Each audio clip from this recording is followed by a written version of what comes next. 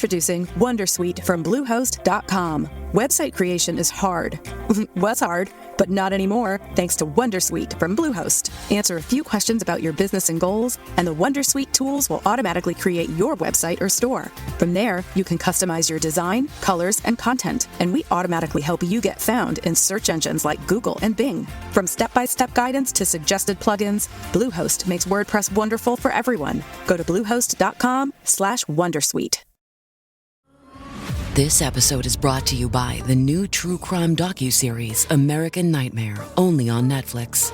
In 2015, the Vallejo, California Police Department received a strange phone call about a kidnapping. But when the truth is stranger than fiction, you won't know who to trust or what is real. A fast-paced true crime thriller with cliffhangers at every turn.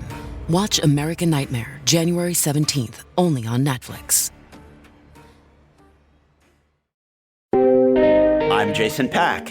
I'm Arthur Snell. And this is Disorder, the podcast that tries really, really, really hard to provide a tiny, tiny, tiny semblance of order in this mad, mad, mad, mad world.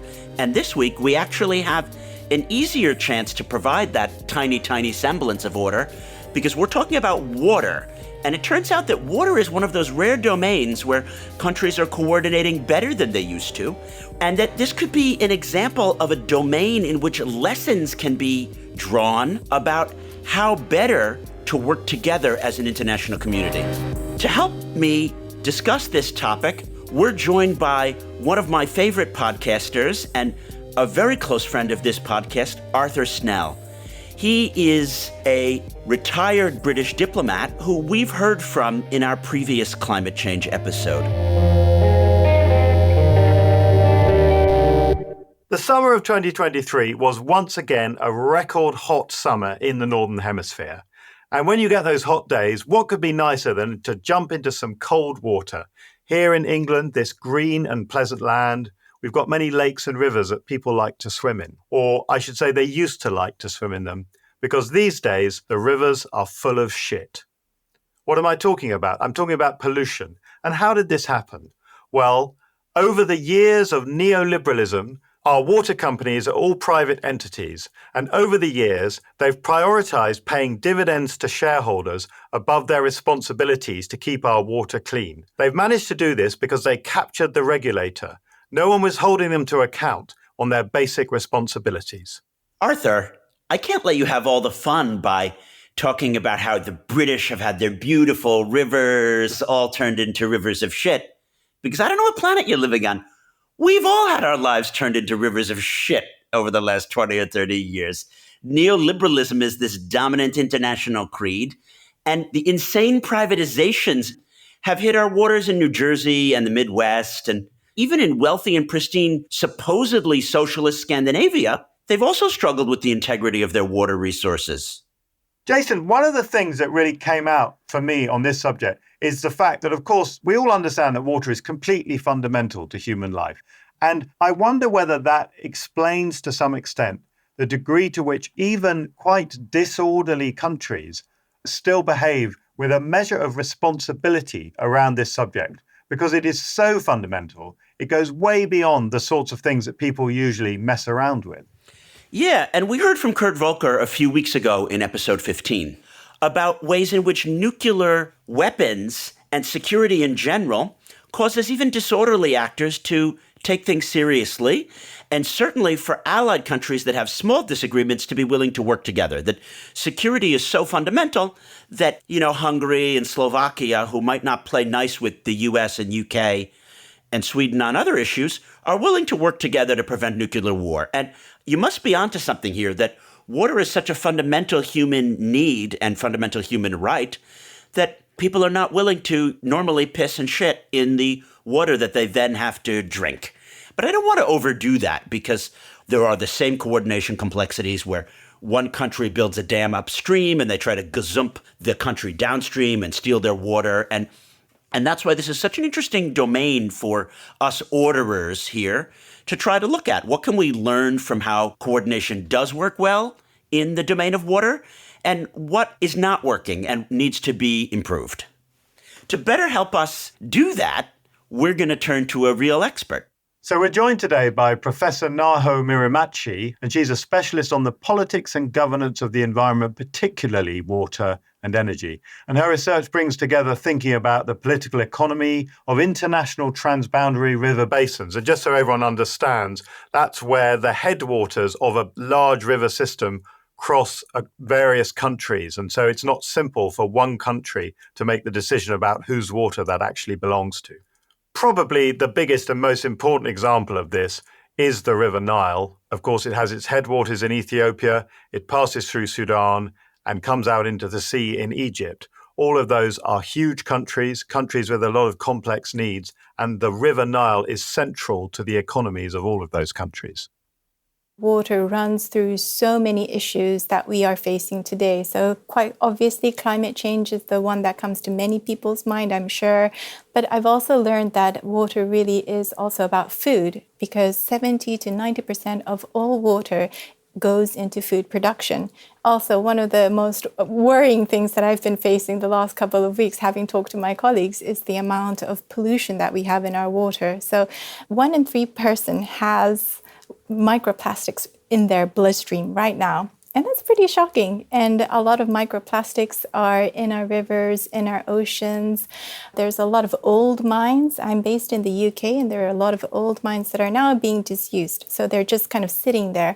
But at the same time, there's like a 20, 30-year legacy of pollution coming from these mines. So we're seeing lots of metal contamination, which undoubtedly have effects. You know, we know that these metal contamination leads to things like cancer, leads to things like skin diseases. So it runs through a lot of things, and it's right now running in your blood.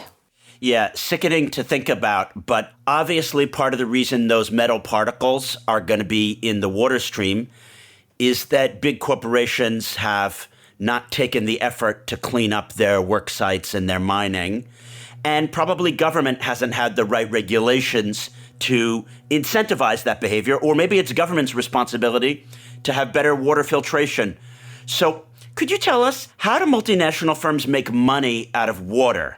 So a lot of the times, the way that these global corporations or big companies, they, for example, if they're in the food and beverage sector, they are literally using land and water that's running through the land to make their crops. And then that gets turned into a beer, for example, or something into like flour that becomes our pizzas and things like that. But then there are mining companies that provide really important mining things for our clean energy technologies. And so there's a long chain of companies that are invested in the whole process of using water. And I think that's also connecting to us. So you mentioned governments having the responsibility to better regulate, certainly, but also consumers demand it. We also are a part of this whole sphere of using water and demanding water. And I think we can also face the mirror towards us and say what kind of consumer behavior is also driving a lot of these unsustainable practices. I wanted to ask, actually, is an aspect of this, is it regulatory capture? Because in the UK, it's basically become a sort of media storm, this idea that all of our rivers are flowing with, for want of a better word, flowing with shit. And it feels as if the regulator is unable to regulate these very large firms that run the water in the UK context. And perhaps that's because the regulator itself is somehow captured by that industry. I think the problem is that there's a disconnect between the government, the regulator, the private companies. And also, remember, the private companies are foreign invested companies. So I think that's where a lot of the malfunctions emerge. And I would assert that the malfunctions emerge because water is a collective good. And hence, what we've seen in the UK for non-UK listeners is a private company sells water at X amount, makes a profit, but they're not redoing the pipes and water is being leaking, or they're exhausting the system. Then they go bankrupt. People have made money. And when they go bankrupt, the state has to provide water because it's Britain. They're not going to not provide water to the people. And the investors in that company have made off with their profit. Am I missing something?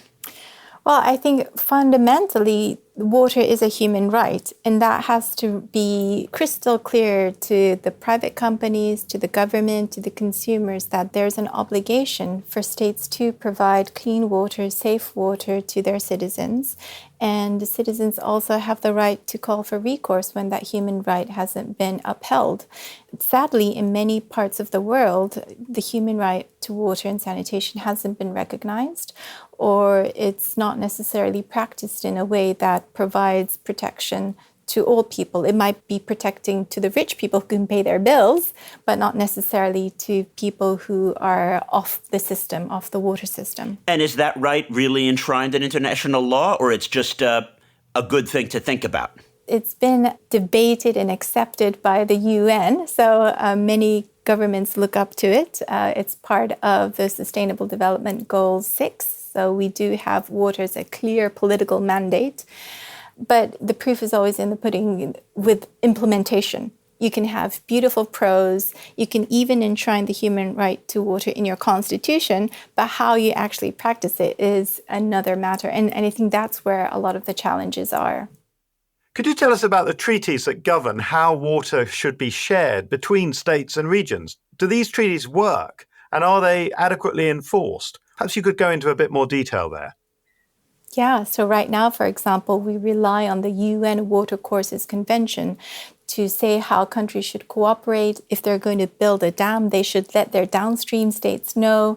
There should be equitable and reasonable use. But all of these things, like what's equitable, depends on the context, depends on the country. And so the onus is on states to discuss and negotiate and work that out. What's equitable between US and Mexico might not necessarily be equitable between the Nile states. Typically, in other areas of sort of the interest that certainly, Jason and I have looked at in this podcast in the past, you have this sort of ordering powers and disordering powers. And, there are countries that seek to drive global cooperation on certain issues and other countries that appear to have an interest in undermining cooperation. Do you see that in the context of water diplomacy? So the good example would be to look at the Nile. The Nile has been heavily contested, shared by 11 countries, and Ethiopia's building of the Grand Ethiopian Renaissance Dam has been highly contested. Downstream Egypt has been very upset over the way in which Ethiopia has gone ahead and filled their dams and produced electricity. And so in many ways, you could argue that there is disorder there. And then you also have countries like the US that have tried to intervene. And you could ask, why on earth would the US want to intervene in a place like this? Because it's probably not for water. So there are other motivations for the US to be involved.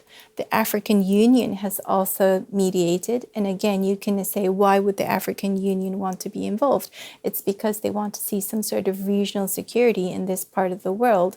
And water, as a result, sort of underpins other functions of international relations, other functions of trade, other functions of foreign diplomacy.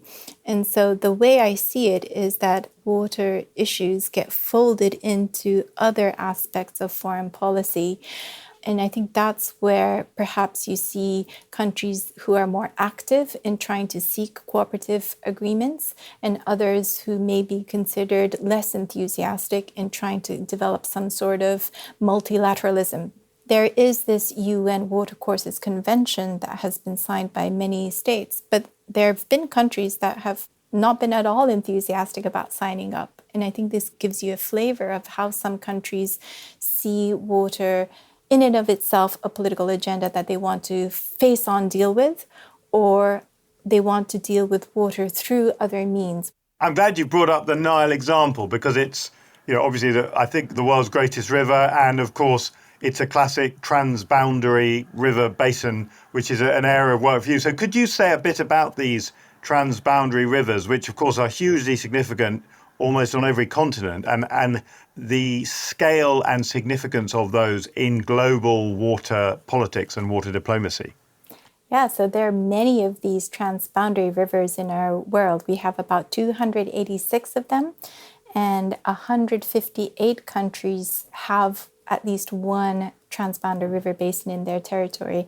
That's the majority of countries that we have on this world. 40% of our global population relies on these basins. So in Southeast Asia, we have the Mekong River that's shared by China, Myanmar, Laos, Thailand, Cambodia, and Vietnam. And it's a very rich ecosystem. A lot of special species, a lot of unique species are there. Important for people's livelihoods. The fish are extremely important. But what we're seeing is increasingly the river is being chopped up by having a series of dams throughout the whole of the river. That means fish can't migrate to their spawning grounds. And that would have knock-on effects to how people eat, not to mention how people are going to travel up and down, navigate up and down the river. There's been long-standing tension between upstream states and downstream states on what to do. The situation, though, is all of the countries want to develop the river. This is an area that has a lot of poverty, a lot of impetus for economic development. So the river is seen as a valuable source of economic development. But this is coming at the cost of people's livelihoods, people's health, ecosystem health, as I say. And being such a big river, this will have large-scale impacts in the future. As an aspect of that, the Nile example, the Mekong example you just described, someone listening to this would say, well, this eventually leads to conflict.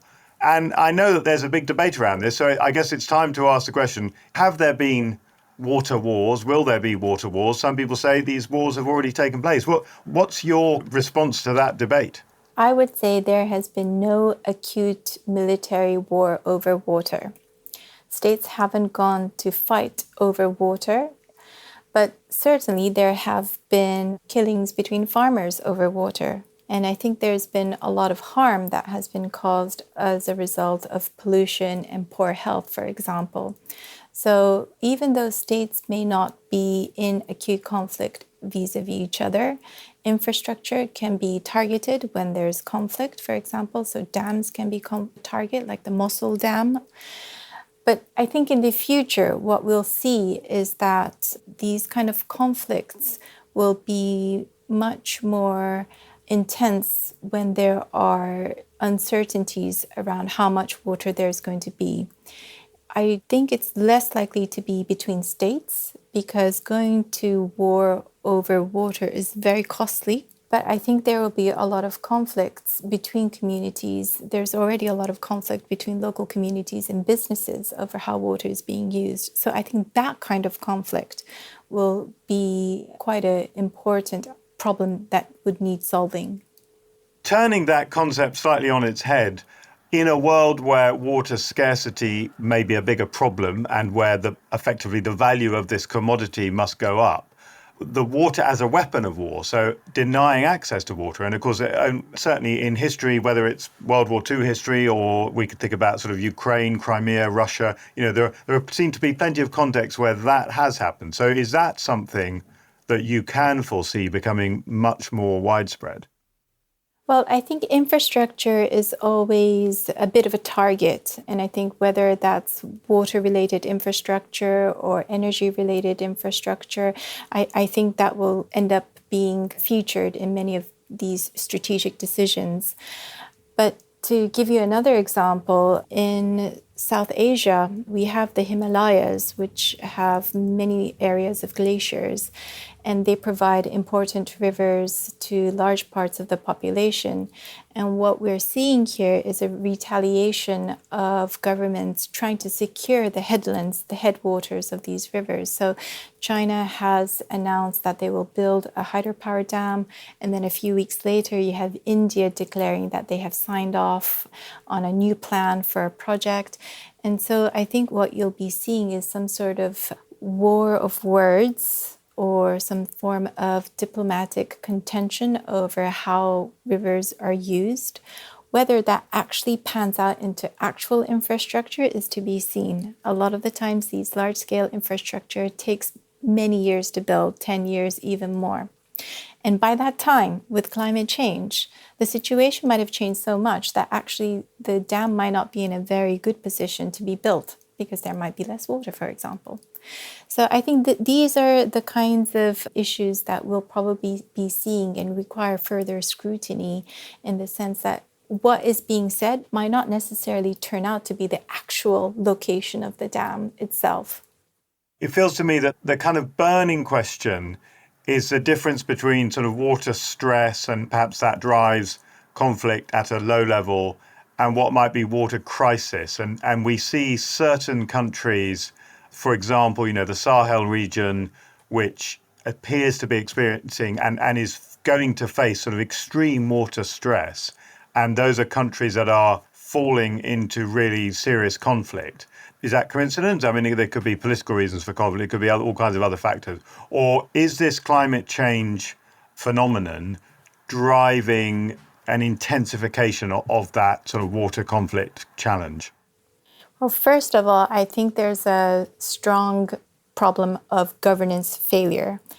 Even without climate change, there is a problem of governance failure. There's a lot of governments that don't have the right legislation in place.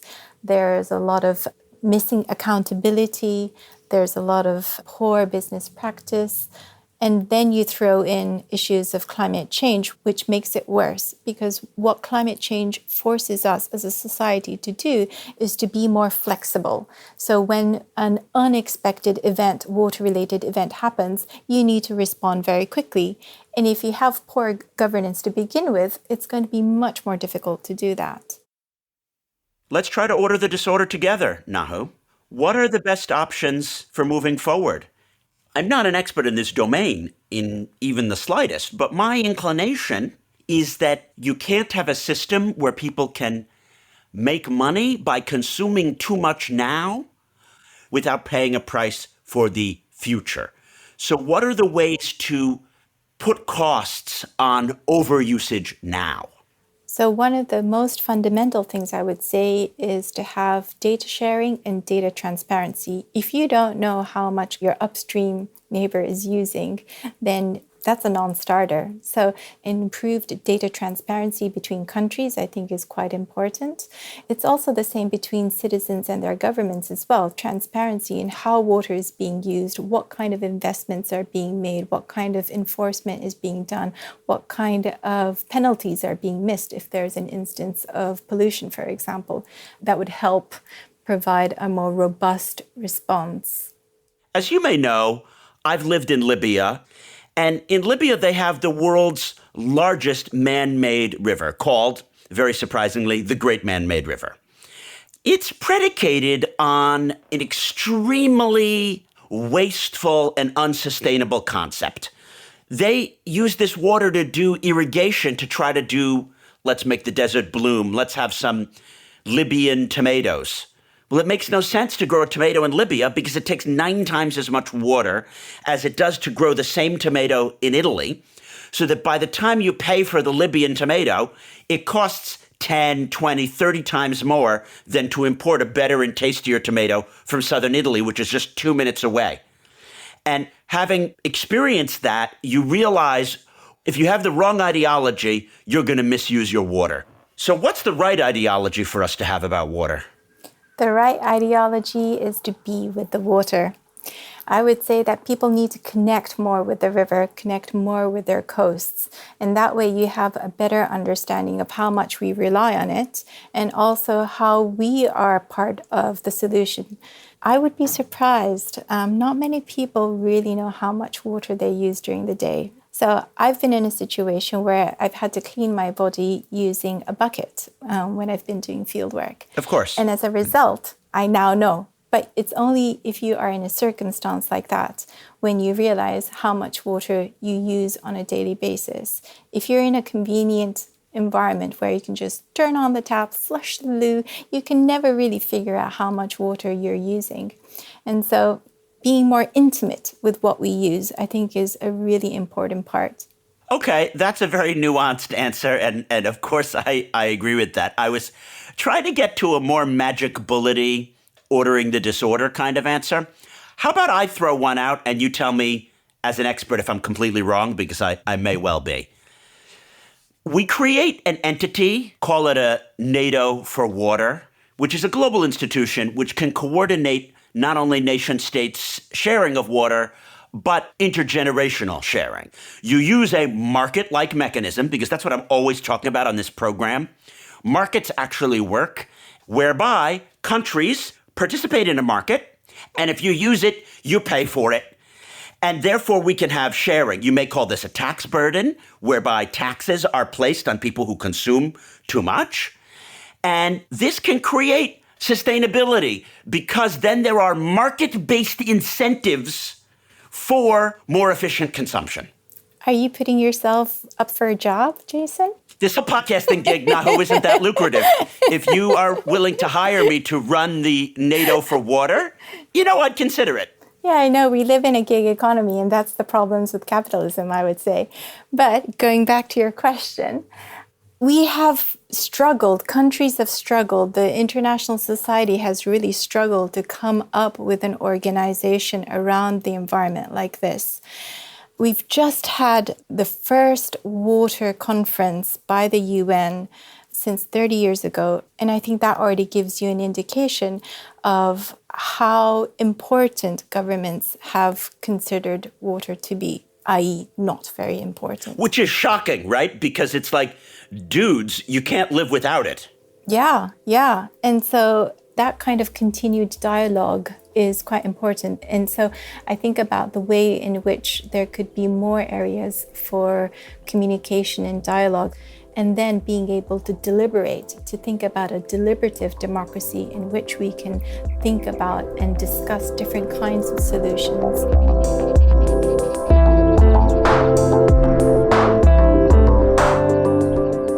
After the break, we'll discuss if the lessons Naho taught us about water could be used in other areas of disorder.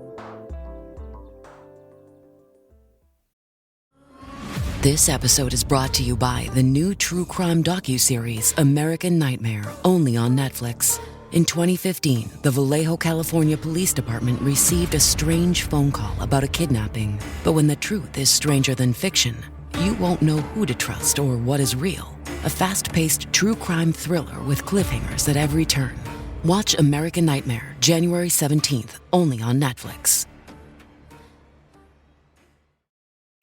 Arthur, Naho raised so many interesting points. The word that has been resonating in my ears since it came up is regulatory capture.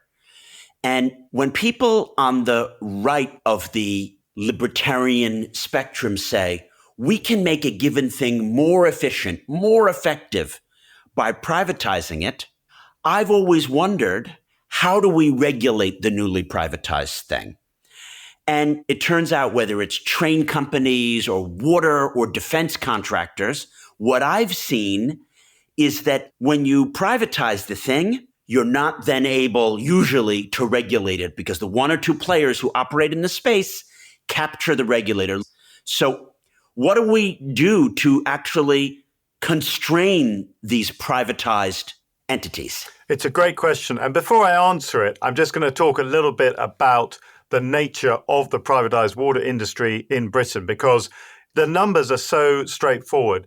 The privatized water companies, over the roughly 25 years of their private status, have paid out £57 billion in dividends.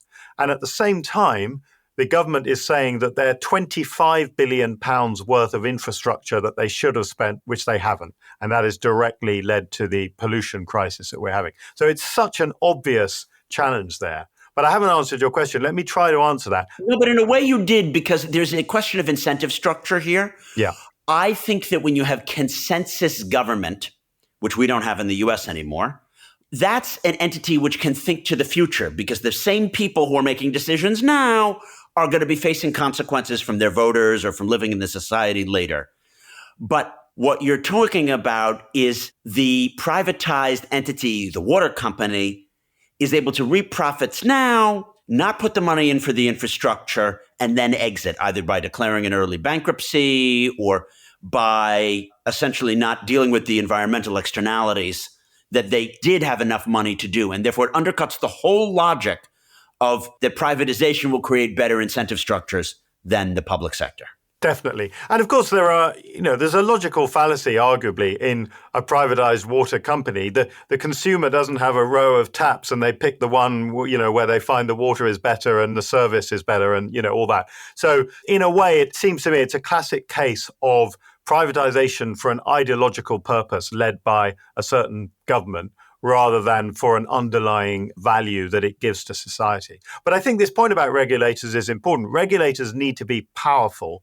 They need not just to have high profile and empowered leaders, but they need to be prepared to litigate where necessary and to take strong enforcement action. And I think particularly in Britain, there's very much a culture of this kind of consensual elite that works together, and we don't like to confront, we don't like to have crises of this sort. And I think in some cases, and particularly in this sort of context, it has allowed things to get much worse than they would otherwise have been.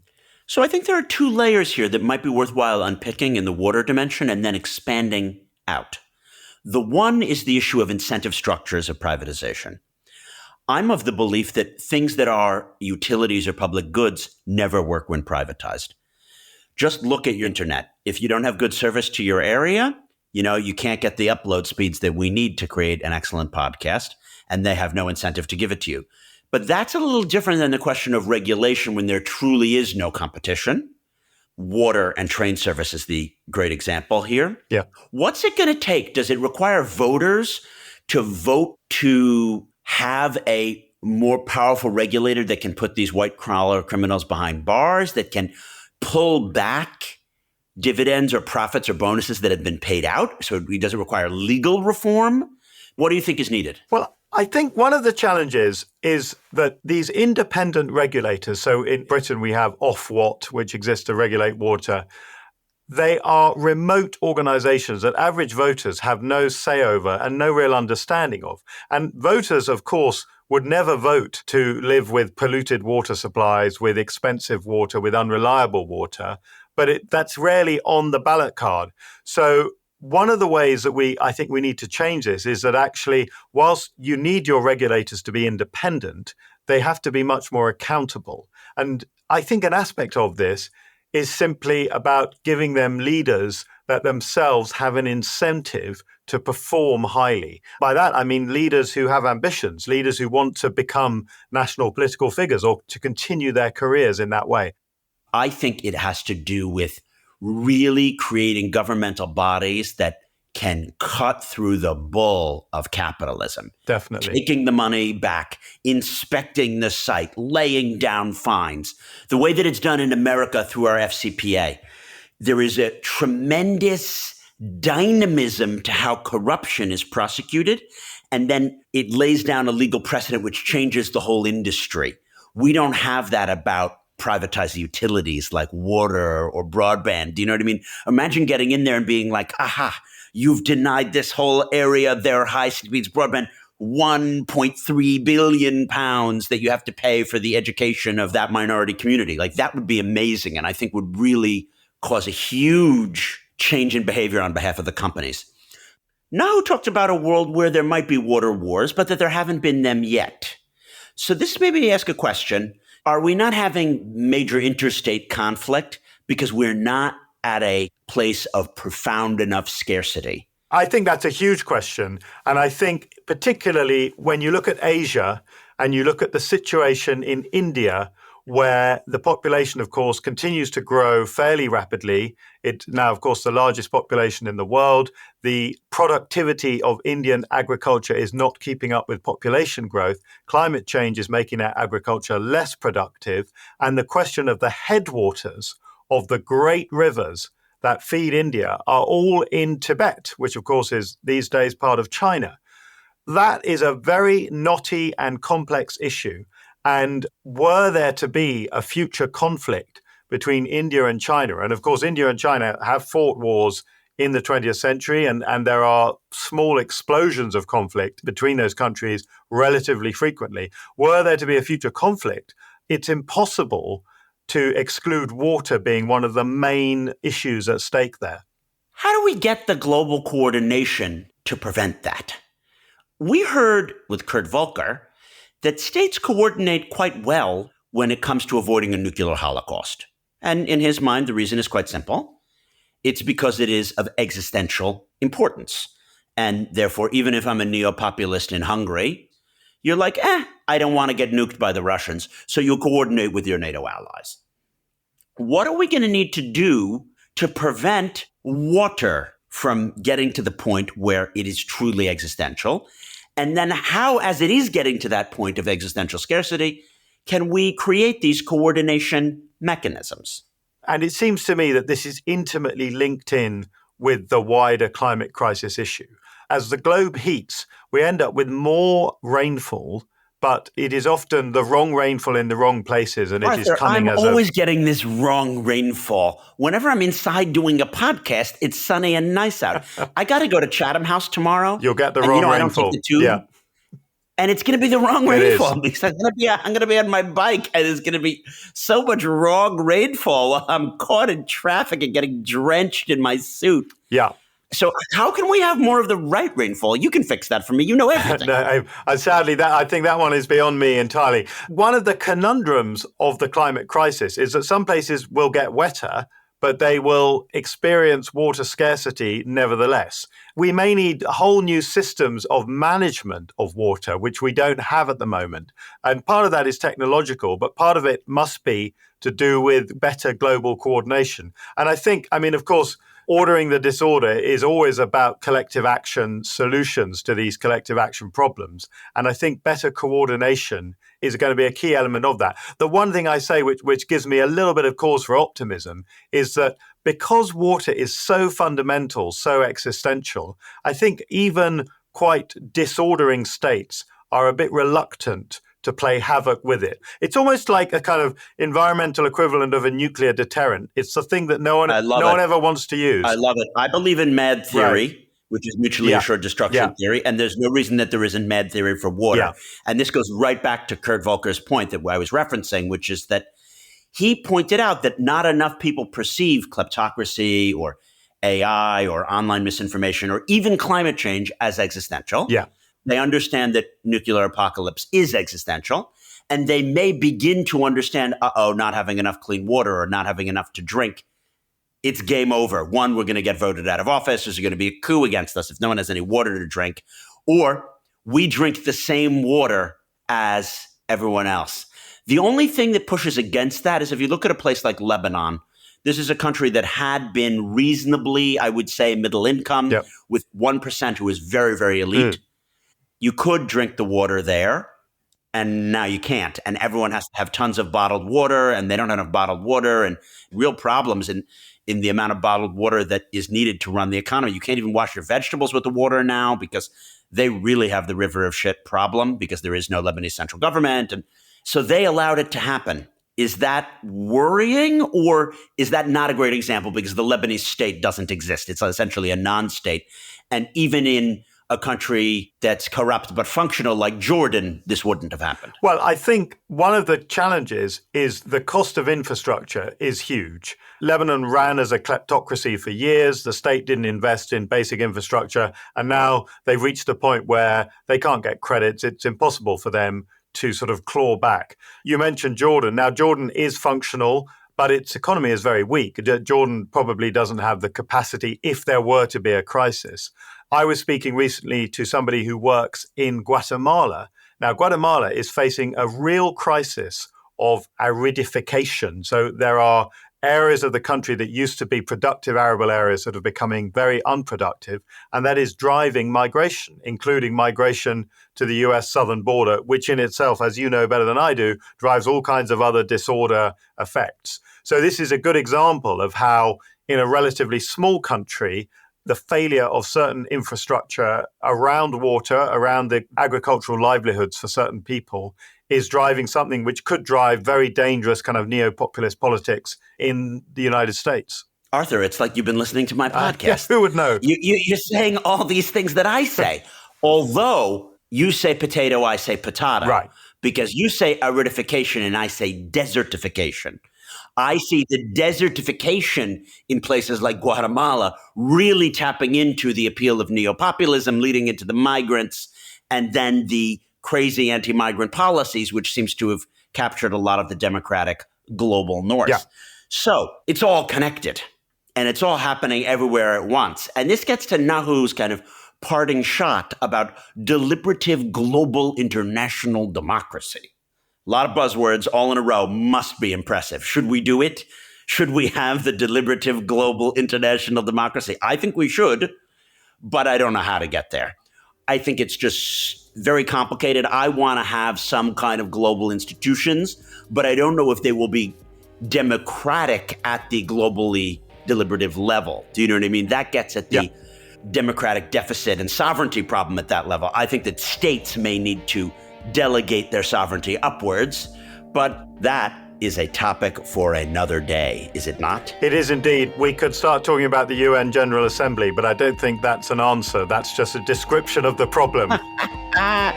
So, that brings us to the end of this week's show. Remember, you can tap follow right now so you not only won't miss our regularly scheduled episodes, but sometimes we have bonus episodes when big things like desertification in Guatemala or even by-elections in mid-Bedfordshire. I mean, I'm talking big things. You don't want to miss it when we discuss those kind of topics. And you can find us on social media by searching Disorder Show, and you can read more about today's topic by checking out the show notes. Our producer is the wonderful George McDonough, and our executive producer is the highly talented Neil Fern. Thanks for listening, and we hope you have an orderly week.